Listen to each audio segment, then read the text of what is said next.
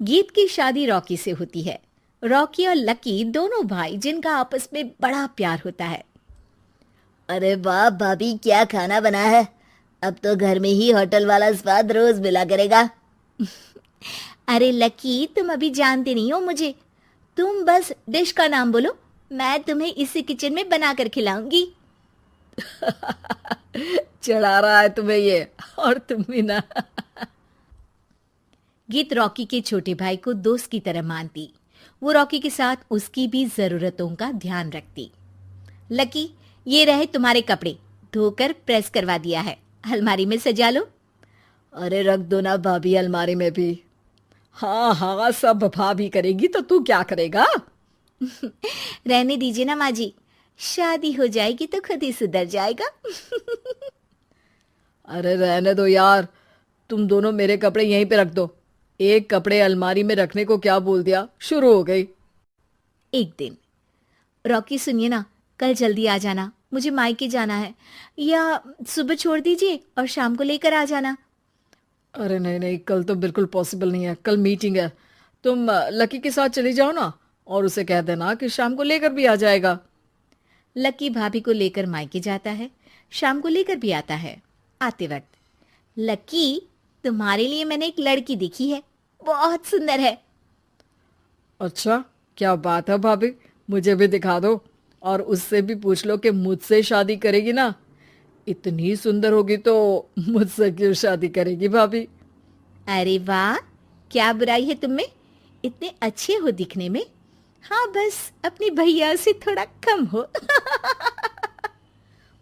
हाँ भाभी, आपको तो भैया से अच्छा कोई लगता ही नहीं है। लकी, तुम्हारे भैया हैं ही लाखों में एक। रात में दोनों घर आते हैं, लेकिन थोड़ी ही देर में उनके घर रॉकी की मौत की खबर आती है। हे भगवान, ये क्या हो गया। मेरा बेटा मुझे वापस कर दो। सब मिलकर माँ और गीत को संभालते हैं। एक दिन, गीत बेटा, अब तो रॉकी रहा नहीं, तू देख ले अगर मायके जाना हो तो। गीत कुछ नहीं बोलती और कमरे में चली जाती है। एक दिन बुआ सास उन लोगों के घर आती है।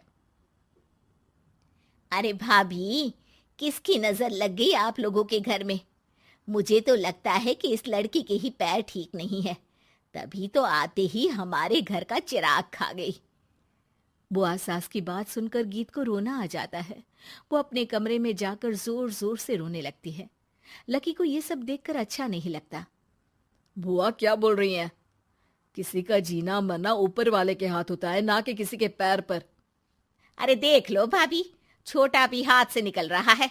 ऐसा ना हो कि ये लड़की सबको आपके खिलाफ कर दे। तभी वहां गीत चाय लेकर आती है। लीजिए बुआ जी, चाय पी लीजिए। बुआ तो घर से चली जाती है, लेकिन सास के मन में गीत को लेकर नेगेटिव विचार भर जाते हैं। अब देख गीता, बहुत हुआ, यहाँ रहकर भी कुछ नहीं होगा। अच्छा होगा कि अपने मम्मी पापा को बोल के तुझे यहाँ से लेकर जाए। और गीत अपने मायके चली जाती है, जहां आस पड़ोस के लोग कहते हैं, अरे रे, बेचारी की शादी के 2 साल ही हुए थे, लेकिन पति नहीं रहा, सास ने भी घर से निकाल दिया।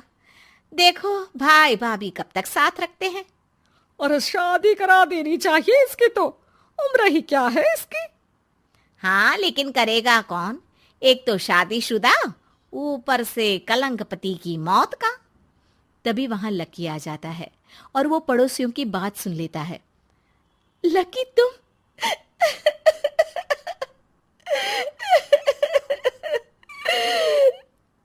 भाभी, ये जमाना आपको जीने नहीं देगा, लेकिन आप चिंता मत करना, मैं आपको आपके हिस्से की सारी खुशियां दूंगा। लीजिए, माँ ने आपका ये बैग भेजा है, इसमें आपके जरूरी सामान है जो वहीं रह गए थे। लकी देखता है कि गीत को ससुराल से लेकर मायके तक हर जगह सिर्फ ताने ही सुनने पड़ते हैं। वो सीधे अपनी माँ के पास जाता है। माँ, एक बात सुनो, ये कहाँ का न्याय है। एक लड़की जो छोटी सी उम्र में अपना पति खो चुकी है, वो अब दुनिया के ताने भी झेल रही है। यार, ये तो गलत है ना माँ। हमें भाभी का सपोर्ट करना चाहिए। क्या भैया होते तो भाभी को ऐसा देखकर दुखी नहीं होते? अरे देख लकी, ये समाज ऐसा ही है। और भैया होते तो गीत की ये हालत होती ही नहीं। बिना पति के औरत को तो ये सब झेलना ही पड़ता है। लेकिन कोई तो जरिया होगा ना माँ। भाभी भी हमारे परिवार का हिस्सा है, हम कुछ तो कर सकते हैं ना उनके लिए। हिस्सा है नहीं, हिस्सा थी। और अब तू ज्यादा ना भाभी भाभी करना बंद कर दे, समझा? कुछ दिन ऐसे ही बीतते हैं और एक दिन लकी देखता है कि गीत उसके ही कॉलेज में पढ़ने आई है। अरे भाभी, आप यहाँ कॉलेज में कैसे? लकी, मैंने पढ़ने का निर्णय लिया है। शादी के कारण मेरी पढ़ाई को बीच में ही रोक दिया गया था, पर अब जब कुछ नहीं बचा तो मैंने सोचा पढ़ाई में ही मन लगाऊं।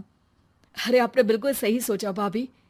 किसी भी तरह की कोई भी जरूरत हो तो प्लीज बिना किसी हिचक के बताना, मैं हूं आपकी मदद के लिए। लेकिन कहते हैं ना, गीत की जिंदगी में सब कुछ बहुत दिनों के लिए ठीक नहीं रहा। और एक दिन क्लास में, अरे ये विधवा है, इसकी तो शादी हो चुकी है। क्या बात कर रहे हो? हमारे साथ तो बैठकर ऐसे पढ़ाई करती है जैसे बच्ची हो।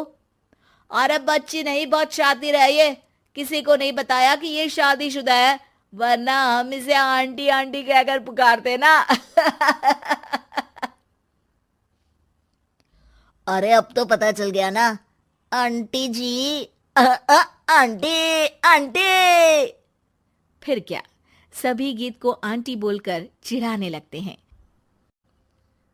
गीत को रोना आ जाता है और वो क्लास के बाहर जाकर रोने लगती है। सामने से लकी आ जाता है।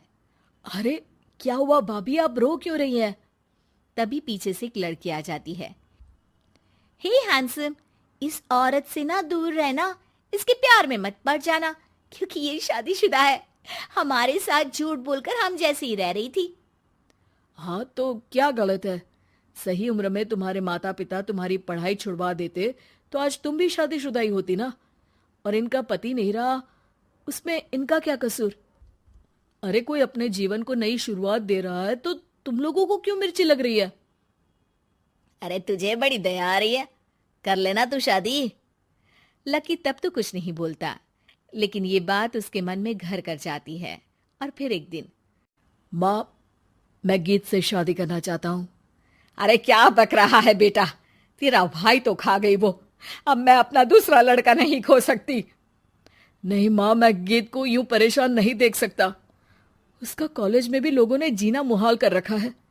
मैं उनसे शादी कर उन्हें फिर से इस घर की बहू बनाऊंगा। तुम मानती हो तो ठीक है, नहीं तो मैं घर छोड़कर चला जाऊंगा। अरे मुझे मंजूर है बेटा। लकी माँ के साथ गीत के घर जाता है और उसका हाथ मांगता है। घर वाले मान जाते हैं। थोड़े से इनकार के बाद गीत भी लकी से शादी करने को मान जाती है।